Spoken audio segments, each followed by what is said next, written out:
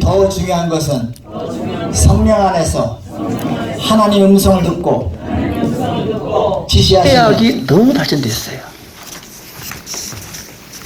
옛날 분들이 단명한 것은 여러 가지 있겠지만 질병에 걸렸을 때 거기에 대한 의학이 발전 안 됐기 때문에 단명했어요.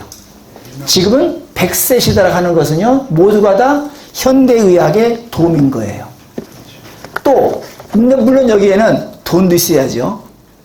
그만큼 또 현대의학의 도움 받으려고 그러면은, 근데 여기 하나 딜레마가 있습니다. 현대의학이 획기적인 발전이 됐음에도 불구하고 뭔가 그 최첨단의 의학이 터치하지 못한 부분이 있어요. 바로 그 부분은 영성 부분이에요. 그러니까 이 현대의학 하는 사람일수록 갈수록 연구할수록 더 배고픈 거예요. 왜? 뭔가 이 부분은 우리의 영역이 아닌 거예요. 이게 뭘까? 바로 그 영성 부분 아니겠습니까? 그래서 이 세계적인 기관들이, 연구기관들이 앞다투어서 연구하면서 뭐냐면은 그 영성과 우리가 이 육체적인 치유 관계가 과연 관계가 어떤 거냐, 이거에 대한 연구인 거예요. 그러다 보니까 어떤 일이 생기는 겁니까? 미시간 대학교 같은 그 대학교 연구기관에서는 뭐가 있었냐면은 신앙생활이 희망을 잃지 않게 해준다는 걸 알았어요. 그리고 신앙이 매우 중요하구나. 그리고 심지어 가볍게 말하면은 교회 가는 사람과 가지 않는 사람과의 차이점이 심지어 사람의 생명, 수명까지도 바꾼다는 거예요. 그래서 그들이 이런 부분에 있어서는 연구하는 가운데서 구체적으로 연구해보자. 연구하는 가운데서 예를 들어서 기도를 받는 사람들과 그렇지 않는 사람들과의 그러한 이 질환에 대해서 뭐 마취라든가 또는 생명 연장이라든가 또는 그 기타 모든 것이 효과성을 증명하고 나오는데, 저희 교회, 제가 현재 교회 부임한 지가 벌써 28년 됐거든요. 근데 제가 부임하자마자 교회에 등록하신 분 계세요. 정말로 사회로 말하면요, 너무나 모자란 사람이에요. 근데 거기다가 목회자까지 모자란 사람이라고 치우면 안 되잖아요. 그래서 정말로 사랑으로 하는데, 그분이 얼마나 첫 시간부터 신실하게 신앙생활 하는지 정말 바보스러울 만큼 신앙생활하고 그랬어요. 근데 어느 순간에 이 권사님의, 나중에 제가 세례도 주고 집사, 권사가 다 했으니까 나중에 권사님 보니까 얼굴이 좀 시커매지는 거예요. 그대로 우리 식구를 통해서 여보, 저 윤 권사님 우리가 다니는 병원에 한번 가보시라고 그래. 그 병원에 갔습니다. 병원에 가셨더니 의사가 빨리 큰 병원 가십시오. 빨리 가십시오. 큰 병원에 갔더니 암 진단이 나왔어요. 그때 마침 제가 기도치유 아카데미 열심히 공부할 때예요. 그때 마침. 방금 우리 박 목사님 말씀했듯이 100% 똑같은 동감되는 거예요. 그게. 목회자로 한 사람으로서. 그래가지고 이분이 시리에 빠진 거예요. 근데 순종하는 사람이기 때문에 그랬어요. 권사님, 우리 이렇게 합시다. 우리 저를 비롯해서 우리 교인들은 기도로 지원할 겁니다. 권사님도 기도하시되 하나님이 함께한 줄 믿지만 의사의 손길로 외면하시면 안 됩니다. 왜? 하나님도 의사의 손을 통해 역사하시니까.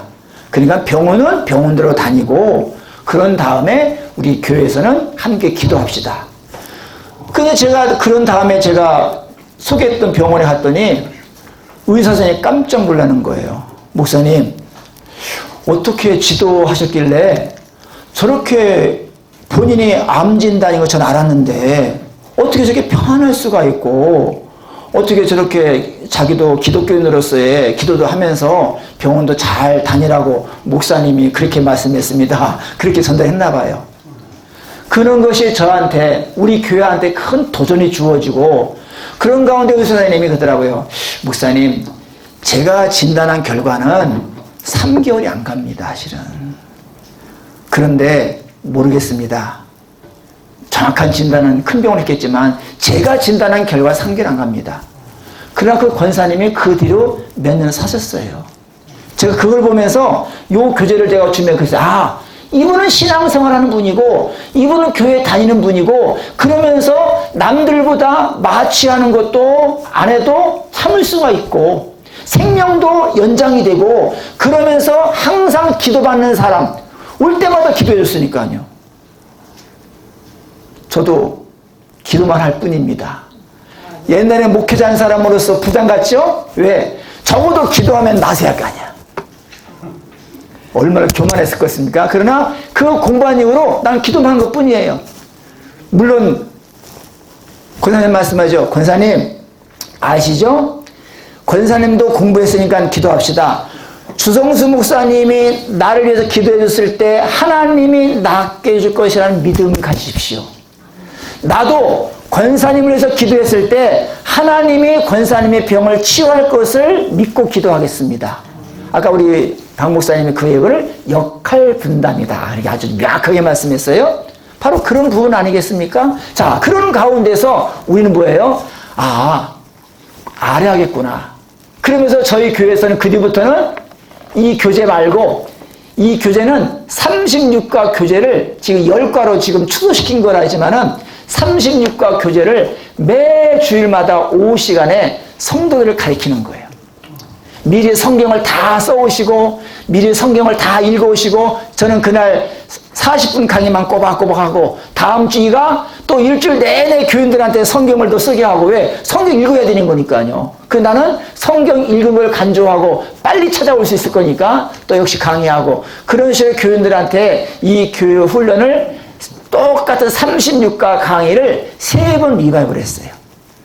그랬더니 원장님이 또 50일 기도 주책 만들었더라고요. 또 그것도 1년에 구역예배 50이죠. 한 2주는 쉬니까 빠져놓고 또 구역예배 시간을 통해서 매주마다 또 그 광경을 거치고 자 그런 부분에서 우리 교회가 그런 걸 무장하다 보니까 교인들이 본인이 조금만 모하면은 목사님 저 기도해 주세요 하고 오는 거예요. 그럼 저는 기도하는 거예요. 하나님 함께 하시라고. 주님께서 치료하시라고. 아까 말씀했듯이 하나님은 전능하시니까 그저 기도는 만능이잖아요. 왜? 기도하는 시간이 하나님 역사하는 시간이고 기도하는 사람을 통해서 하나님께서 함께 하시는 거니까 그 믿음은 있잖아요. 따라합시다. 기도는 내가 하고 치유는 하나님이 하신다. 중요한 것은 믿음이다. 어떤 믿음이에요? 하나님이 함께 한다는 믿음. 또 목사님과 기도 치유 사역자가 기도에 난다는 그 믿음이죠. 또 계속합시다. 더 중요한 것은 성령 하시면서 하나님의 음성을 듣고 지시하심에 순종하는 것이다. 아멘. 순종하는 것이 믿음인 거잖아요. 순종하지 않으면 믿음이 되겠습니까? 또 하나 계속해서요. 그러면 뭐가 나타나요? 느껴지는 현상에 어디 느껴져요? 내가 몸으로 느껴지고 영으로 느낄 때가 있죠? 뭐라겠습니까? 집중하라. 영적으로 예민하는 얘기예요. 그리고 그로 끝나면 안 됩니다. 하나님께 감사와 영광을 돌리자는 겁니다. 자, 성경 보겠습니다. 여러분, 야고보서 5장 13절부터 18절입니다. 여러분, 신약 성경 376면 야고보서 5장 13절부터 18절까지 같이 천천히 합독하시겠습니다. 너희 중에 고난당하는 자가 있느냐? 그는 기도할 것이요. 즐거워하는 자가 있느냐? 그는 찬송할지니라. 너희 중에 병든 자가 있느냐? 그는 교회 장로들을 청할 것이요. 그들은 주의 이름으로 기름을 바르며 그를 위하여 기도할지니라. 믿음의 기도는 병든 자를 구원하리니 주께서 그를 일으키시라. 혹시 죄를 범하였을지라도 사하심을 받으리라. 그러므로 너의 죄를 서로 고백하며 병이 낫기 위하여 서로 기도하라. 의인의 간구는 역사하는 힘이 큼이니라. 엘리야는 우리와 성정이 같은 사람이로되 그가 비가 오지 않기를 간절히 기도한즉 3년 6개월 동안 땅에 비가 오지 아니하고 다시 기도하니 하늘이 비를 주고 땅이 열매를 맺으니라. 여기 보니까 분명히 기도와 치유에 대해서 이야기하고 있죠. 뭐라고 말씀합니까? 13절에 현재 고난당하는 자가 있느냐? 무엇을 해야 합니까? 아멘. 무엇을 해야 됩니까? 기도하라 그랬죠. 또 14절 보세요. 그러면 병든 자들은 누구에게 기도 부탁하는 거예요? 교회 장로들, 감독이라겠죠? 그럼 오늘날하면 누구예요? 주의 종 또는 치유 사역자 또는 여러분들 또 급할 때는 중보기도 요청하는 차원에서 구역장이라든가 또 교회 장로님들 부탁하겠죠? 계속해서 보시기 바랍니다. 14절에 그럼 교회 장로들은 이런 병자를 위해서 기도를 부탁을 받을 때 어떻게 하라고 그랬습니까? 뭐라고 하나 14절에 시작 주의 이름으로 기름을 바라며 위하여 뭐라? 기도하라. 역시 기도하라는 거예요. 그 15절 보세요. 병든 자를 구원하는 기도는 어떠한 기도라고 했습니까? 따라합시다. 믿음의 기도. 아까 말씀했죠? 기도는 내가 하고 치유는 하나님이 하시는데 중요한 것은 믿음이다. 믿음의 기도는요. 따라합시다. 과거형 기도다. 낫게 할 줄로 믿습니다가 아니라 낫다. 아멘. 따라합시다. 낫다. 네, 이게 믿음의 기도예요. 이게 과거형 기도죠. 그런 부분에 있어서 마지막을 하나만 더 하겠습니다. 16절에 보니까 병 낫기를 기도할 때 먼저 해야 할 것이 있습니다. 중요한 거죠. 죄를 서로 고백하자 이거예요. 왜? 그 다음 뭐라고 했습니까? 의인의 간구는 역사는 힘이 많기 때문에.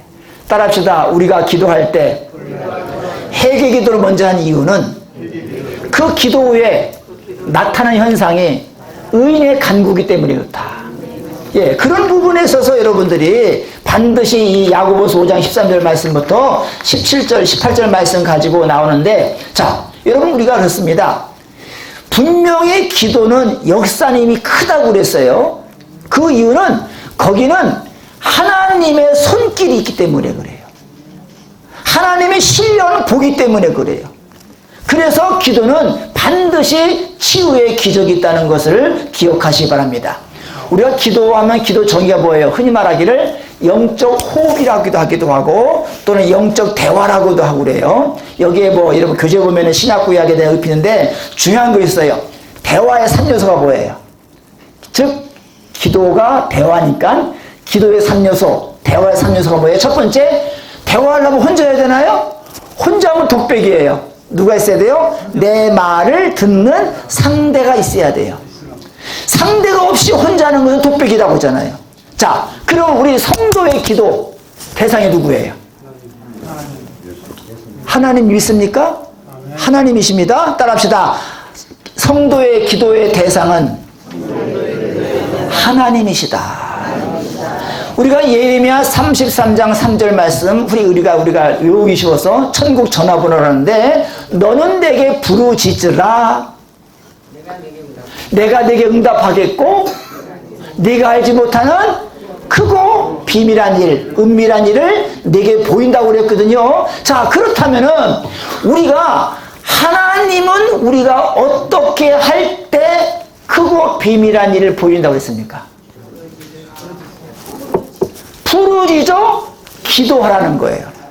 여러분들 교회에서나 우리 기도차 하게 되면 여러분 통성기도 합시다 그러면요 제발 부탁합니다. 통성기도 하십시오. 이유가 있어서 그러는 거예요. 괜히 부르질 만한 거는 게 아니에요. 이유가 있기 때문에 하는 거예요. 따라합시다. 부르짖는 기도는 역사는 이미 크다. 아니 내가 기도했는데 내가 부르짖어 기도했는데 뭐라고 말씀할까? 내가 알지 못하는 것이 응답된대요. 내가 알지 못할 뿐만 아니라 기도한 것보다도 크고 비밀한 일을 응답하신대요. 그럼 수지 맞은 거 아닌가요? 그렇다고 그러면은 반드시 기도의 상대가 하나님이신 줄 믿으시기 바랍니다. 자, 두 번째로 대화의 3요소까지 두 번째 뭐가 있어요? 하나님이 들으셔야지. 상대방이 경청이 필요하잖아요. 그죠? 상대방의 말을 듣는 게 중요한 거예요. 자, 우리가 말하는 기도가 있지만 듣는 기도가 있습니다. 내가 기도할 때 일방적으로 요구하고 일방적으로 부르짖는 것보다도 뭔가 그 속에서 하나님의 뜻에 귀를 기울이는 거, 뭔가 상대방의 말씀을 경청하는 거. 우리가 예수님께서 겟세마네 동산에서 기도하시는데 뭐라고 기도했습니까? 내 아버지요, 만일 할만하시거든 이 잔을 내게서 지나가게 하옵소서. 그리고 마지막에 그러나 나의 원대로 하옵시고 아버지의 원대로 하옵소서. 뭐예요? 우리 주님도 자기가 부짓는 기도를 성부 하나님께 했는데 그로 딱 끝난 것이 아니라 그러나 하면서 주님의 성부 하나님의 음성을 들으려고 한 거예요. 그래서 우리는 반드시 대화할 때는 나 혼자만 말하는 것이 아니라 말했으면은 듣는 기도도 있어야 되는 거예요. 한번 따라하겠습니다. 기도에서 중요한 것은 듣는 기도다. 더 중요한 것은 기도를 받는 것이다. 더더욱 중요한 것은 내가 기도를 하는 것이다. 여러분 부탁합니다. 이번에 2박 3일 동안에 여러분들 더더욱 중요한 기도를 하는 습관 좀 가지기 바랍니다. 때로는 원장님이나 우리 스태프들이 기도하시면서 여러분들을 위해서 기도드실 거예요. 그죠? 그게 뭐예요? 받는 기도입니다.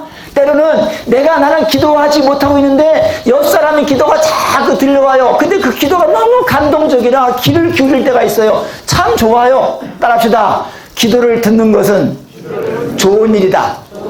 더 좋은 것은 기도를 받는 것이다. 더더욱 좋은 것은 기도를 하는 것이다. 2박 3일 동안 여러분들 부탁합시다. 원 없이 기도했다 라는 말이 꼭 들려지길 소망합니다. 기도의 3요소 세 번째가 뭐냐면은 아무래도 두 상대가 나와 친밀한 관계가 돼야 돼요. 따라서 친밀한 관계. 왜? 친밀하지 않으면요 깊은 대화가 어려워요. 우리가 주님과 친밀하다면 어떻게 되겠습니까? 기도하는 시간이 아주 달콤하고 또는 뭔가 내 속을 다 아는 것 같아. 그러면 더 친밀하기 위해서 말씀 공부를 더 할 수밖에 없어요. 왜? 주님은 나를 통해서 기록된 성경 그라페의 말씀을 주셨잖아요. 우리는 이 기록된 성경 그라페의 말씀을 통해서 적어도 선포된 말씀 로고스 말씀 주님을 만날 수 있잖아요. 그리고 적어도 이 그라페의 말씀을 통해서 적어도 오늘 이 시간 나에게 주신 말씀 레마의 말씀을 받을 수 있잖아요.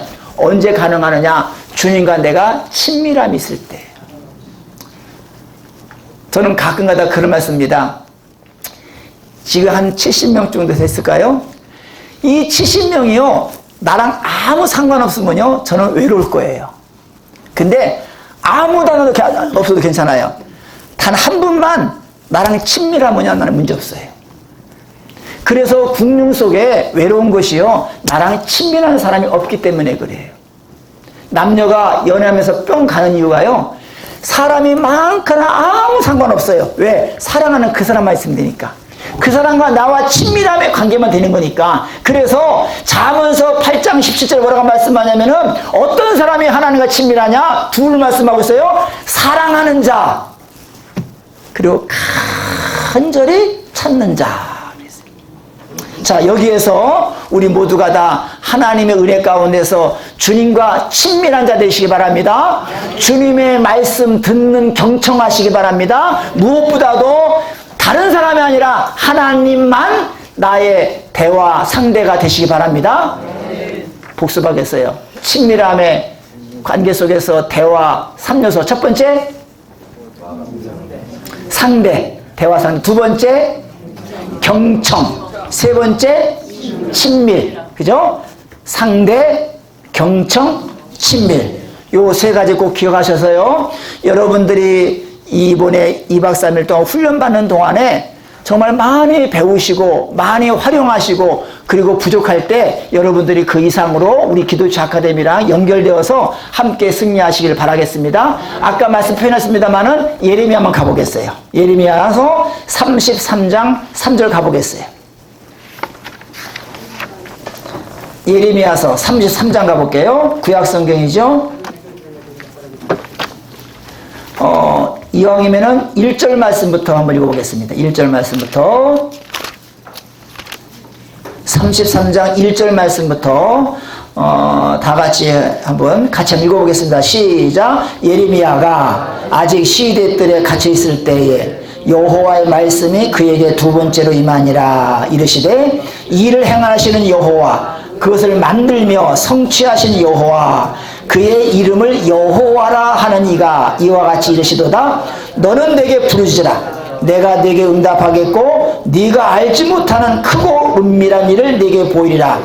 이스라엘의 하나님 여호와께서 말씀하시니라. 무리가 이 성읍에 가 옥과 유다 왕궁을 헐어서 갈대아인의 참호와 칼을 대항하여 싸우려 하였으나 내가 나의 노염과 분함으로 그들을 죽이고 그들의 시체로 이 성을 채우게 하였나니 이는 그들의 모든 악행으로 말미암아 나의 얼굴을 가리어 이 성을 돌아보지 아니하였습니다. 그러나 보라, 내가 이 성읍을 치료하며 고쳐 낫게 하고 평안과 진실이 풍성함을 그들에게 나타낼 것이며 내가 유다의 포로와 이스라엘의 포로를 돌아오게 하여 그들을 처음과 같이 세울 것이며 내가 그들을 내게 범한 그 모든 죄악에서 정하게 하며 그들이 내게 범하며 행한 모든 죄악을 사할 것이라. 이 성읍이 세계 열방 앞에서 나의 기쁜 이름이 될 것이며 찬송과 영광이 될 것이요 그들은 내가 이 백성에게 베푼 모든 복을 들을 것이요 내가 이 성읍에 베푼 모든 복과 모든 평안으로 말미암아 두려워하며 떨리라. 아멘. 빌리그레암 목사님께서 그런 말씀을 유명한 말씀 했다고 하잖아요. 아침의 기도는 열쇠라고 하고 저녁의 기도는 자물쇠라고 말씀하셨어요. 자, 여러분 아침에 새벽 기도 가신 분들은 기도 시작하는 거지만 새벽 기도 못 가시더라도 반드시 아침에 일어나서 기도로 시작하시 바랍니다. 그래서 내가 하루의 일과를 여는 기도를 시작하는 거예요. 그 하루를 다 마친 다음에 마지막에 참자리 들기 전에 오늘 하루 감사했습니다 하면서 기도로 취침하시기 바랍니다. 이것이 하루 종일 기도하는 빌리그레암 목사님 말씀한 대로 기도는 아침에 열쇠요 저녁에 자물쇠라는 기억하시는데 오늘 이 예레미야 33장 1절부터 9절 말씀까지는 아주 중요한 말씀이 있습니다. 오늘 이 본문의 말씀이 이렇습니다. 유다 백성이 지금 바벨론으로 끌려간 상황에서 당시 선지자였던 예레미야에게 임한 하나님의 말씀이거든요. 자, 포로 가운데 있는데 하나님께서 예레미야 선지자에게 말씀하시는데 여기서 오늘 2절에 보니까 여호와 하나님이 어떤 분이라고 소개하고 있습니까? 중요한 겁니다. 따라 시작합시다. 시작. 이를 행하는 여호와, 또 그것을 만들며 성취하신 여호와. 무슨 뜻이에요? 하나님은 나한테 저 알파와 오메가가 되신다는 거예요. 내가 나를 아는 것보다 하나님이 더 잘 아신다는 거예요. 그렇기 때문에 하나님께서 일을 행하시는 하나님이신데 그분이 바로 그 일을 만들면서 어디까지? 성취까지 하시는 분이에요. 그래서 우리가 기도할 때 기도는 내가 하는 것 뿐이에요. 치유는 하나님이 하시는 겁니다. 때로는 하나님께서 목회자를 통하여서 기도 사역자를 통하여서 분명히 어디 아픈지 모르는데 기도하는 가운데서 하나님께서 치유 사역자에게 목회자에게 지혜 줘서 아픈 부위를 하나님이 알려주기도 하고, 왜? 하나님이 역사하시기 때문에 그래요. 일을 행하신 여호와, 그 일을 만들며 성취하신 여호와이시기 때문에 하나님이 이렇게 예레미야를 통해서 알려주시는데, 자 3절에 보니까 하나님께 부르짖어 기도하는 자에게 주시는 축복이 분명히 나와 있습니다. 간단히 말하면 뭐예요? 응답되면 끝난 거 아니에요? 따라합시다. 내 기도가 응답되면 업무 끝. 끝이죠. 응답. 근데 구체적으로 뭐라 했습니까? 내가 알지 못하는 거. 두 번째, 크고 비밀스러운 거. 내가 기도했음에도 불구하고 하나님은 내 기도에 응답하셔서 내가 알지 못하는 것까지도 알려주신대요. 그러면 된 거 아닌가요? 내가 기도했음에도 불구하고 나는 이렇게 기도했는데 하나님은 그 이면에 크고 비밀스러운 거 또 하나님이 알려주신대요. 자, 부르짖는 기도는 이렇게 역사가 큰 거예요. 계속해서 보겠습니다. 거기에 9절 말씀 보니까 자 이제는 예루살렘 성을 지금 회복시킨다고 그랬어요. 그런데 그 예루살렘 성이 회복하는 거 끝나는 것이 아니라 예루살렘은 세계 모든 민족 앞에서 무엇이 될 것이다 라고 있어요. 찾아보겠습니다. 9절이 뭐라고 나왔어요? 내게 기쁜 이름이 될 것이다. 또 두 번째, 찬송과 영광이 될 것이다. 지금 현재 상황은 포로예요. 그런데 믿음은 바라는 것의 실상이라고 했으니까 하나님께서 예레미야에게 주시는 말씀이 그들이 기도했을 때 크고 은밀한 일, 네가 알지 못하는 건 뭐예요? 앞으로 예루살렘 성이, 그 도성이 세계 모든 민족 앞에서 바로 내게, 하나님께서 내게 기쁨이 될 것이고 찬송과 영광이 될 것이다 이 말이에요. 여러분 기억하시기 바랍니다. 여러분들이 이번에 2박 3일 동안 나와서 기도할 텐데 분명히 이유가 있을 거란 말이에요. 분명히. 뭐 우리 기도치유 아카데미에 오랫동안 섬기셨던 분들, 스태프들도 뭔가 큰 뜻을 가지고 왔을 것이고, 단순하게 나는 가서 봉사나 하고 가자, 그거 아니에요. 그 이상 뭐 있을 거예요. 또 여러분들 누구의 도움으로, 누구의 소개로 온지 모르겠지만 2박 3일 내기 쉬운 게 아니에요. 뭔가 준비된 마음으로 왔습니다. 자, 그럴 때는 여러분들 꼭 기억하시기 바랍니다. 하나님께서 나를 통해서 기쁨이 되고 나를 통해서 찬송과 영광을 받기를 원하십니다.